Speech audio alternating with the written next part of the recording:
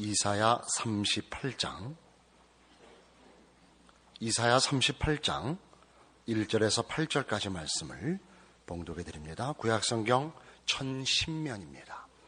이사야 38장 1절에서 8절까지의 말씀입니다. 그 즈음에 히스기야가 병들어 죽게 되니 아모스의 아들 선지자 이사야가 나와 그에게 이르되 여호와께서 이같이 말씀하시기를 너는 내 집에 유언하라. 내가 죽고 살지 못하리라 하셨나이다.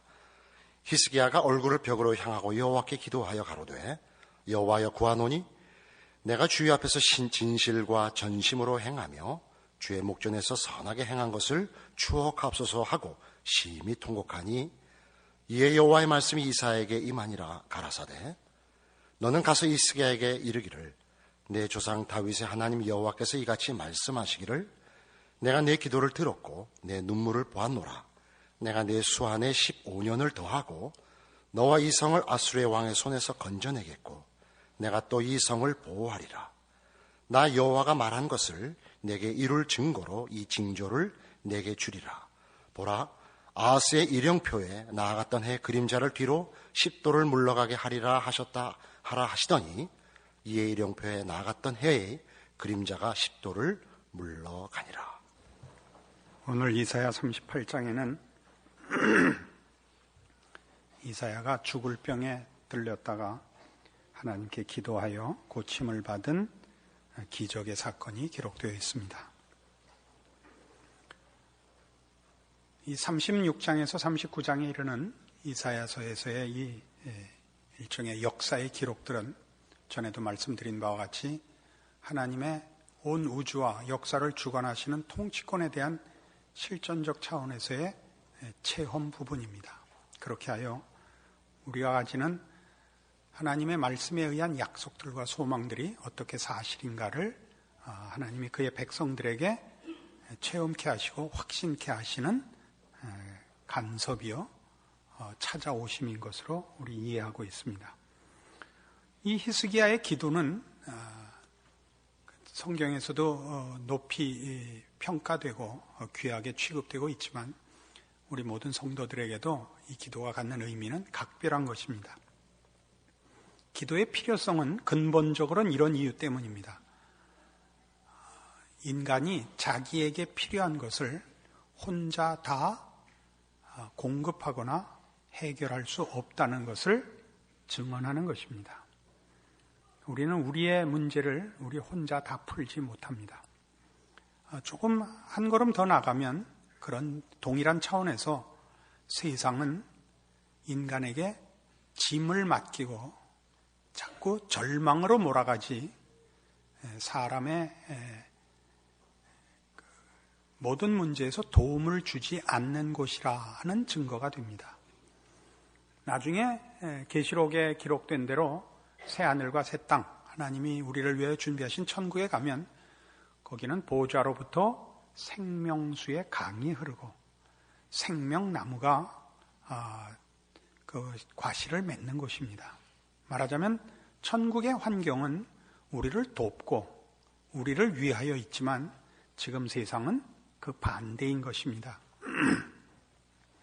이런 차원에서 우리 성도들은 불신자들과 달리 기도할 수 있고 그 기도에 응답을 주시는 하나님을 믿고 섬기게 되어서 참 행복하지요. 성경이 말하는 신자의 기도는 조금 전에 얘기한 일반적 차원에서의 기본적인 이해, 즉 우리 문제를 우리가 홀로 풀 수 없다든가 세상이 우리에게 자꾸 짐을 지운다는 이 차원에서 적극적인 해답입니다. 하나님은 우리 기도에 응답하시며 우리와 세상의 유일한 주인으로서 의와 거룩과 진리와 생명과 은혜와 복을 주시는 분임을 확인케 합니다. 시편을 보시면 시편에는 언제나 개인적인 난관에 봉착한 저자가 하나님 앞에 자신의 형편을 아뢰고 도우심을 구하러 나갔다가 자기의 필요를 뛰어넘는 온 우주와 역사의 주인이신 하나님의 통치의 그 의로우심과 성실하심을 추억하고 자기의 문제를 다 맡기고 돌아오는 그런 기도문들로 시편이 가득 차 있는 것을 발견하게 됩니다. 이렇게 우리는 이 기도를 통하여 우리의 특권과 또 그것을 상회하는 온 우주와 역사의 주인이신 하나님과 그 의로우신 통치를 확인하곤 합니다. 그러나 오늘 히스기야의 이 기도는 이런 기본적인 틀보다 더 깊이 들어가서 기도가 가지는 더 고급한 내용, 영광된 신자의 권리들을 우리에게 가르치고 있습니다. 가장 중요한 것은 히스기야가 기도하여 하나님의 뜻을 변경시켰다는 사실입니다. 이런 것이 가능하냐? 성경은 가능하다고 얘기를 합니다. 물론 거기에 단서가 붙습니다만은 우선 이런 것이 가능하다는 것 자체로 우리는 사실 놀랍습니다. 창세기 18장에 가보십시다.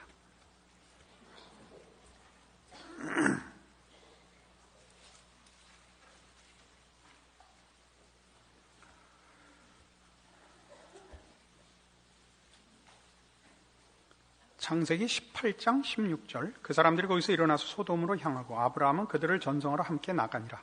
여호와께서 가라사대 나의 하려는 것을 아브라함에게 숨기겠느냐 하는 유명한 사건이 기록되어 있습니다. 소돔 고모라를 멸하러 오신 하나님을 아브라함이 영접했고 하나님이 아브라함에게 소돔 고모라를 멸하려 한다는 것을 가르칩니다. 그러자 22절 그 사람들이 거기서 떠나 소돔으로 향하여 가고 아브라함은 여호와 앞에 그대로 섰더니 가까이 나아가 가로되 주께서 의인을 악인과 함께 멸하시려나이까. 그 성중에 의인 50이 있을지라도 주께서 그것을 멸하시고 그 50 의인을 위해 용서치 아니하시리까 하는 그 유명한 기도를 하게 됩니다. 의인 50이 있으면 그 소돔 고모라의 부패상을 인하여 이 의인들을 함께 멸하시겠습니까? 아니다. 의인 50이 있으면 그들을 위하여 저 소돔 고모라를 용서하리라. 그래서 어디까지 갔어요? 30절 아브라함이 가로되 내 주여 노하지 마옵소서 말씀하게 마옵시고 말씀하게 하옵소서 거기서 30인을 찾으시면 어찌하시려나이까. 가라사대 내가 거기서 30인을 찾으면 멸하지 아니하리라.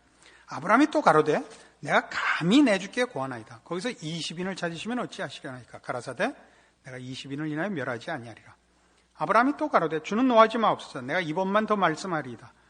거기서 10인을 찾으시면 어찌하시려나이까. 가라사대 내가 10인을 인하여도 멸하지 아니하리라. 50명부터 깎고 깎아서 10명까지 내려왔습니다. 하나님께서 이 기도를 기꺼이 들으시고 10명까지 낮추셨습니다. 이런 것들이 가지는 의미가 무엇인가? 우리 오늘 좀 깊이 생각해 볼 필요가 있습니다. 그리고 실제로 여러분 기도 생활 중에 또는 신자로서 하나님 앞에 간절히 기도하여 이런 경지까지 들어가 본 적이 있는가 한번 생각해 볼 필요가 있습니다. 우린 이런 일들이 소수의 어떤 사람들에게 혹 일어날 수 있으나 평범한 성도들에게는 감히 기대할 수 없는 문제라 이렇게 치부하고 있을까 봐 좀 겁이 납니다. 이것은 모든 성도들에게 사실은 허락된 것입니다. 야고보서 5장에 가시면 신약성경 이 히스기야의 이 기도를 근거로 해서 신약성경 376페이지입니다. 야고보서 5장 16절에 이러한 말씀이 있습니다. 이러므로 너희 죄를 서로 고하며 병 낫기를 위하여 서로 기도하라. 의인의 간구는 역사하는 힘이 많으니라.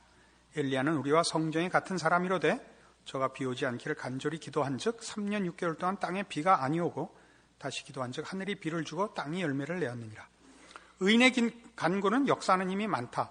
엘리야를 예로 들고 있습니다만 이 저자는 속에 히스기야를 이미 함축하고 있는 것 같습니다. 왜냐하면 병 낫기를 위하여 서로 기도하라. 의인의 간구는 역사하는 힘이 많으니라. 이렇게 연결되기 때문입니다. 그러니까 우리가 보는 바와 같이 지금 아브라함의 경우나 엘리야의 경우나 히스기야의 경우나 그들이 기도하여 하나님의 뜻을 바꾼 것을 봅니다. 여기에는 여러 의미가 있죠. 말하자면 하나님께서 그 하시는 일을 우리와 함께 하신다 하는 성경적인 가르침을 얻게 됩니다. 하나님의 뜻과 계획하심에 우리들의 항복을 받아내시기를 원하십니다. 그러니까 우리가 하나님의 일하심에 말하자면 일종의 동력자로 취급받고 있다는 사실입니다. 이건 참으로 놀라운 일이죠. 이렇게 얘기하는 게 조금 과해 보이신다면 좀 더 성경의 증거를 찾읍시다. 요한복음 14장입니다.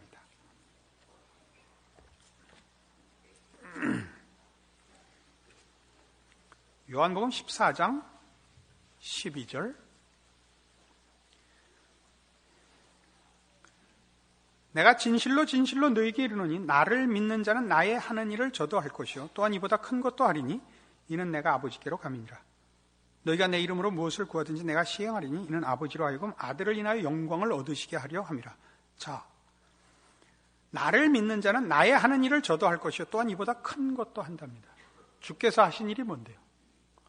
우리는 제일 먼저 대속사역을 떠올릴 수 있습니다. 우리 죄를 위하여 십자가를 지신 예수님, 그걸 우리가 대신할 수는 없습니다. 예수님만의 고유한 능력이고 몫입니다. 우리가 누구를 위해 대신 죄값을 치를 수 없습니다. 그러나 예수님께서 이루신 이 구원을 결실하는 일은 어쨌든 우리를 부르고 계십니다. 그러니까 나를 믿는 자는 나의 하는 일을 저도 할 것이요는 예수 그리스도로 말미암아 우리가 하나님의 백성이 된 것 같이 예수 그리스도로 인한 이 복음과 구원의 기적들과 은혜가 우리를 통하여 결실하는 차원에서 주께서 하신 일을 우리도 이어서 하고 있는 셈이며, 이보다 큰 것도 하리라 라고 말씀하신 것은 이제 예수님께서 오셔서 십자가를 지실 때에 그것이 시대적으로, 역사적으로 한 시대와 한 나라에 국한되어 있었다면 이제 우리는 전 시대와 세계 모든 나라를 대상으로 하여 이 예수 그리스도의 구속 사역을 결실하는 일에 동원되고 있습니다. 심지어 예수님께서 우리를 아무든지 나를 따르려거든 자기를 부인하고 자기 십자가를 지고 나를 쫓을지니라 라고 말씀하셨는데, 그때 지는 십자가가 물론 1차적인 의미가 자기를 부인하는 것입니다마는 그렇게 하여 생기는, 예수님이 십자가를 져서 생긴 구원과 같이 우리가 그렇게 주를 따름으로 말미암는 하나님의 통치의 결실인 것만은 분명합니다. 그런 차원에서 우리는 말하자면 기도가 다만 내 필요를 하나님께 아뢰고 내가 당한 문제를 해결하기 위하여 하나님 앞에 도우심을 구하는 차원 정도를 상회하는 하나님의 온 우주의 통치와 역사를 이끌어 나가시는, 주관하시는 일에 우리가 동참되고 있다는 것을 확인합니다. 안 믿어지시죠? 계시록 20장에 가보십시다.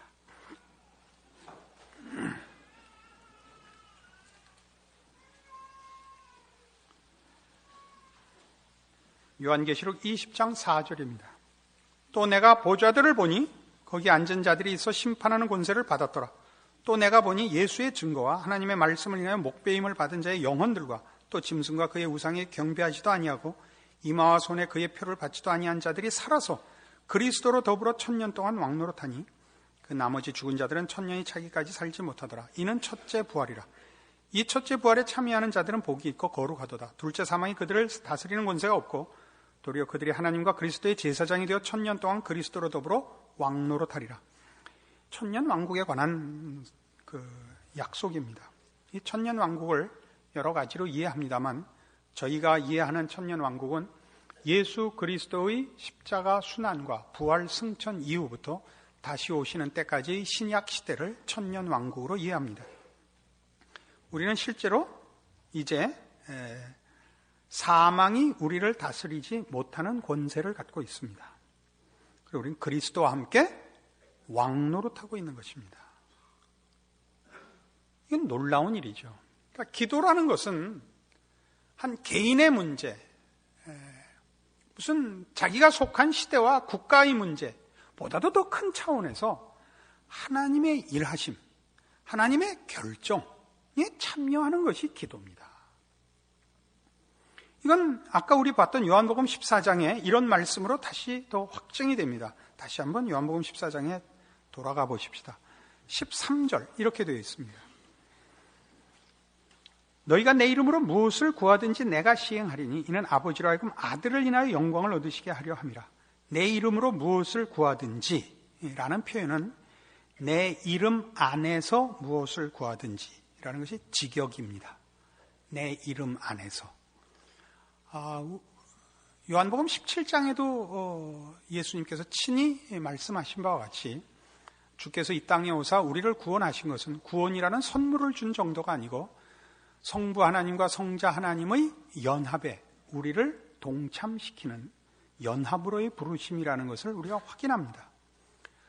창조주와 피조물이, 조물주와 피조물이 건널 수 없는 간격을 가지고 있는 건 사실이지만 사랑, 믿음, 이런 차원에서 성경은 어쨌든 우리 하나님이 그 만든 자기의 피조물인 자기의 형상으로 만든 사람들을 사랑하셨고 믿음을 요구하신다라고 말씀하시므로 그 관계가 이런 주종의 관계가 아닌 하나된 동격의 차원에서 우리를 부르고 있는 것을 확인하게 됩니다. 그래서 우리는 우리의 신앙생활이 말하자면 나가서 하는 어떤 행동들, 봉사를 하고 구제를 하고 전도를 하고 또는 기도를 하고 말씀을 읽고 하는 그런 것들로서 우리의 신앙이 크게 실천되는 것보다 더 크고 더 놀랍게 하나님의 통치에 참여하는 것으로 자신의 신앙을 또는 실천해야 되는 내용들을 확인할 줄 알아야 됩니다. 여러분이 이 나라를 위하여 기도하고 이 시대를 위하여 기도하는 것이 말하자면 그 수혜자의 입장에서 은혜를 구하고 간섭을 구하고 결과를 구하는 차원에서의 기도만 있는 것이 아니라 하나님의 통치라는 차원에서 여러분이 동참하는 기도를 여러분이 할 수 있다는 걸 알게 된다면 여러분의 신앙생활이라는 것은 차원을 달리하게 됩니다. 이 왕 같은 제사장인 건 얼마나 놀라운 일인지 모릅니다. 왕도라는 것은 패도와 다른 것입니다. 패도라는 것은 자기의 결과나 정점을 차지하기 위하여 그 장애물을 제거할 때에 그 가지는 정신이죠. 라이벌을 꺾고 혹은 앞에 있는 더 큰 세력을 꺾고 자기가 최고의 지점에 가려고 할 때 우리는 그를 패도의 길을 간다고 하고 그렇게 이겨서 승리했을 때 그를 패자라고 합니다. 패권을 가졌다고 합니다. 그러나 그렇게 자기가 원하는 자리와 목적을 달성하기 위하여 가지는 힘과 에너지 말고 차지한 후에 왕이 되어 자기가 다스리는 백성과 나라에 대한 책임을 인식한 것을 왕도라고 합니다. 왕도는 누구를 격파하기 위하여 있는 것이 아니라 다스리기 위하여 있는 것입니다. 우리는 우리의 기도가 내가 필요한 결과를 얻기 위해서만 기도가 행사되는 것이 아니라 하나님의 일하심의 그 의롭고 선하고 성실하시고 복되신 하나님의 통치에 나를 동참시켜서 내가 살고 있는 그 시대와 장소에서 하나님의 자녀 노릇을 할 줄 알아야 됩니다. 그 눈으로 세상을 보며 그 눈으로 자신의 몫을 찾아야죠. 내가 있음으로써 하나님께서 은혜를 베푸시며 내가 있음으로써 하나님께서 말씀하시며 내가 있음으로써 하나님께서 내가 속한 사회와 나라를 더 기다려 주신다는 그 마음을 가지고 기도하는 말하자면 신앙을 소유하는 자여야 합니다.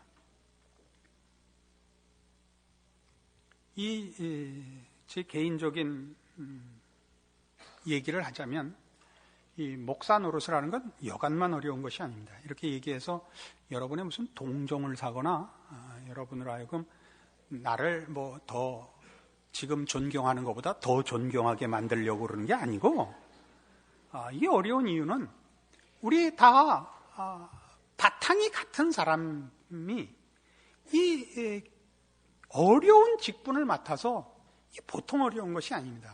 저는 이런 기분이 들어요. 하나님께서 그 페이퍼백 들고 간 종한테 금괴를 넣어주시는 바람에 페이퍼백이 찢어진 게 아니라 물론 찢어졌죠. 그 금괴가 떨어져 발등을 밭으로 때려 놓은 것 같습니다. 늘 하나님이 은혜를 베푸시고 저한테 맡기는 사명이 저를 압도해서 손오공이 산 밑에 갇힌 것 같이 된단 말이죠. 이 감당을 못하겠습니다. 그러나 이 오랜 세월 동안 이 문제를 놓고 하나님과 씨름하고 기도하면서 하나님이 가르쳐 주신 건 뭐냐면, 네가 한 주일 더 살면 한 주일만큼 내가 더 발언할 수 있고, 네가 한 주일을 더 버티면 한 주일만큼 내가 너를 통하여 일할 수 있다. 그래도 안 할래? 라는 차원에서의 이해가 저를 매 한 주일씩을 연결할 수 있게 하는 겁니다. 아시겠습니까? 그러니까 여러분은 여러분의 삶의 현장에서 여러분이 신자로서 스스로 부끄러울 수 있고, 이런 꼴로 무슨 내가 신자 노릇을 하겠냐, 아예 입 닫자, 그러실 수 있을 겁니다. 그러나 그럼에도 불구하고 하나님은 어쨌든 여러분 없이는 일 안 하시는 분입니다. 그러니까 여러분이 처한 환경에서 여러분이 마치 심장에 칼이 꽂혔음에도 불구하고 하나님이 베푸시는 은혜와 복주심과 기적을 위하여 칼을 꽂고 기어나가시는 심정으로 하루하루를 하나님의 사람으로 서셔야 됩니다. 그게 신앙이요, 여러분의 책임이자 말할 수 없는 특권인 것입니다. 이때 안 하면 언제 하겠냐 이거예요. 가르쳐줘도 못해.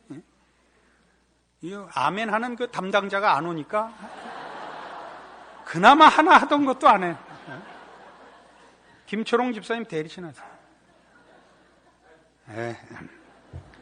뒤에서는 안 들렸대는데. 우리가 얼마나 귀하냐.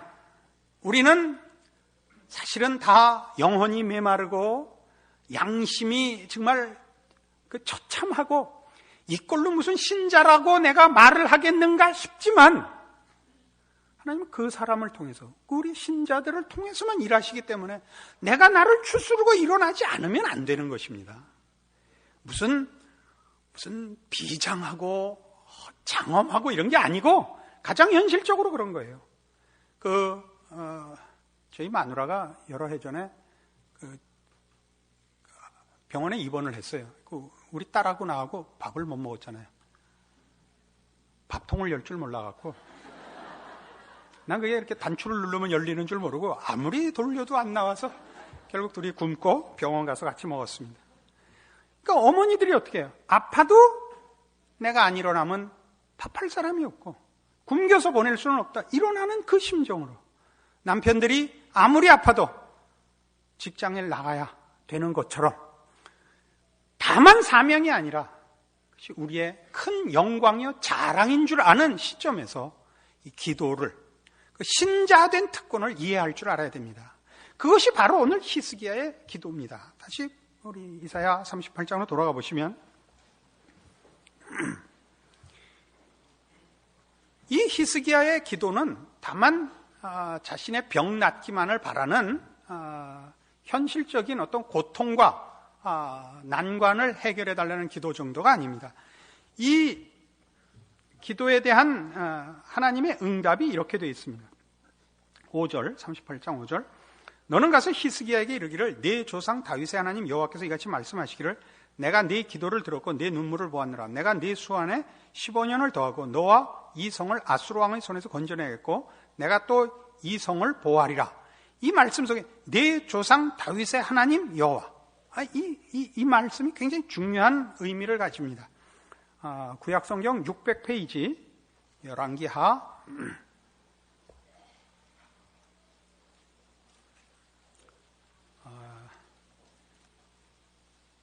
599페이지 열왕기하 20장부터 봅시다. 그 동일한 내용이 20장에 기록이 되어 있는데,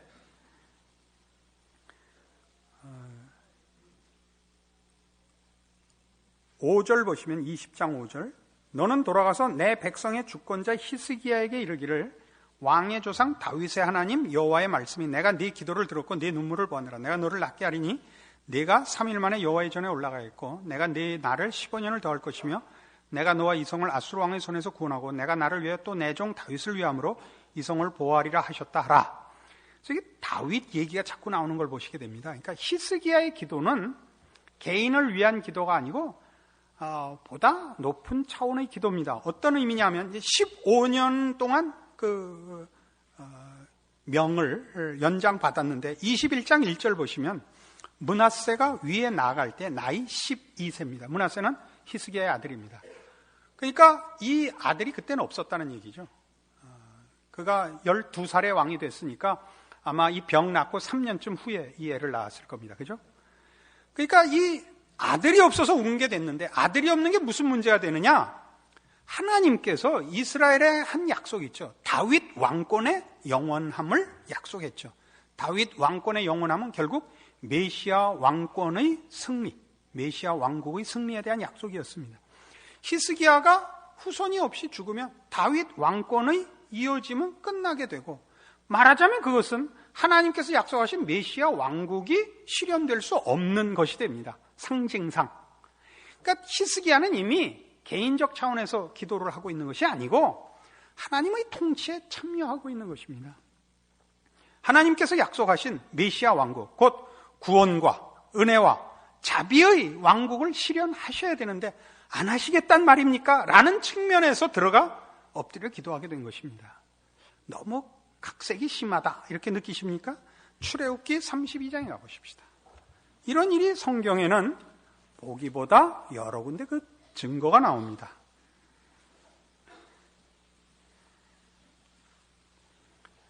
구약성경 132페이지 출애굽기 32장 7절입니다. 여호와께서 모세에게 이르시되 너는 내려가라. 네가 애굽 땅에서 인도하여 낸 네 백성이 부패하였도다. 그들이 내가 그들에게 명한 길을 속히 떠나 자기를 위하여 송아지를 부어 만들고 그것을 숭배하며 그것에게 희생을 드리며 말하기를 이스라엘아 이는 너희를 애굽 땅에서 인도하여 낸 너희 신이라 했도다. 여호와께서 또 모세에게 이르시되 내가 이 백성을 보니 목이 곧은 백성이로다. 그런즉 나대로 하라. 내가 그들에게 진노하여 그들을 진멸하고 너로 큰 나라가 되게 하리라. 무슨 사건인지 아시죠? 출애굽하여 시내산에 이르러 하나님 앞에 율법 받으러 모세가 올라가서 40일 동안 내려오지 않자 백성들이 금송아지 우상을 만들어 하나님을 경노케 한 장면입니다. 하나님께서 이 백성을 진멸하고 모세로 새로운 민족을 이루겠다고 하셨습니다. 그런데 11절 모세가 그 하나님 여호와께 구하여 가로되 여호와여 어찌하여 그 큰 권능과 강한 손으로 애굽 땅에서 인도해 내신 주의 백성에게 진노하시나이까?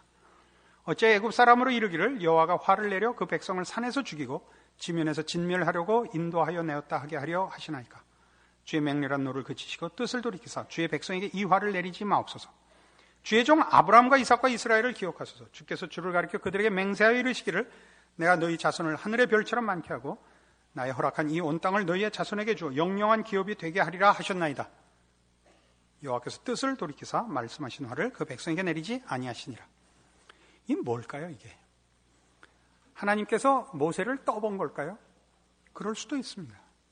우리는 여기서 모세가 무엇을 알았느냐를 확인할 수 있냐면 하나님이 어떤 분인가를 알고 있는 것을 확인합니다. 하나님의 의로우심과 그 영원하심과 신실하심을 모세가 알고 있고, 그리고 그 하나님의 이 신실하신 통치에 그가 개입하고 있는 것을 보게 됩니다. 하나님께서 뜻을 돌이키셨습니다. 정말 그렇게 하려고 했을까요? 짐짓 그래 보신 걸까요? 그건 천국에 가서 확인합시다. 그러나 성경이 우리에게 가르치고 싶어하는 건 뭐죠? 하나님의 이 통치, 이런 의로운 통치자 하나님의 하나님 되심에 우리로 올라오라고 요구하고 있는 겁니다. 거기까지. 제단 밑에 무릎 꿇어 주십시오, 주십시오, 주십시오만 하지 말고 올라오라는 하나님의 회의에, 하나님의 일하심에 올라오라는 요청을 우리가 보는 것입니다. 조물주와 피조물이 동격이 될 수는 없습니다. 그러나 아까도 얘기한 것이 사랑과 믿음과 하나님 일하시는 일에 하나님은 우리를 종으로서가 아니라 그의 일종의 파트너로 부르고 있는 것을 보게 됩니다. 이것이 우리 성도들이 가지는 큰 특권이죠.